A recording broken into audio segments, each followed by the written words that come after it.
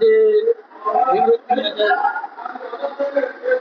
સારા 60 વર્ષ ભુજ નગરપાલિકાની અંદર મારા ભાઈ મર્યાદાના કારણે નિવૃત્ત થતા આજે ભુજ નગરપાલિકાની અંદર 1993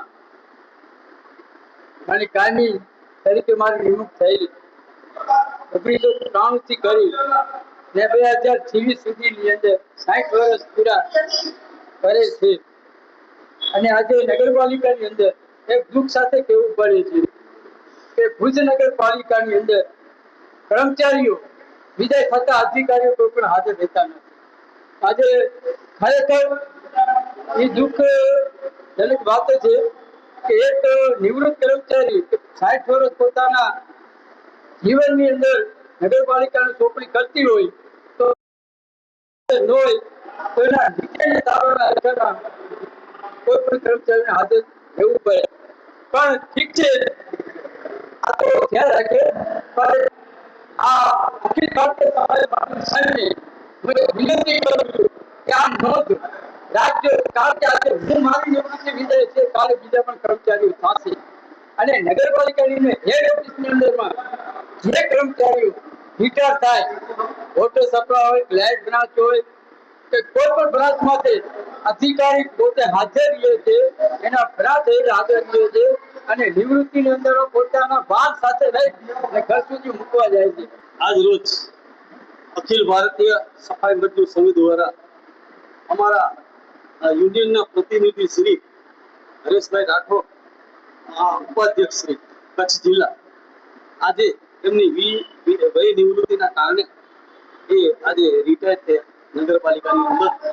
અને અમારા કર્મચારીઓ માટે આ અગાઉ હરેશભાઈ રાઠોડ મહામંત્રી પદે રહી ચૂકેલા છે અને મહામંત્રી પદની અંદર 2018 ની અંદર અમારા 45 કર્મચારીઓને કાયમી કરાવી એ લોકોએ ભૂખ હડતાળ કરી હતી અને અનેક વખત ભૂખ હડતાળો કરી છે અને કર્મચારીઓના હિત માટે ગમે ત્યારે લડે છે.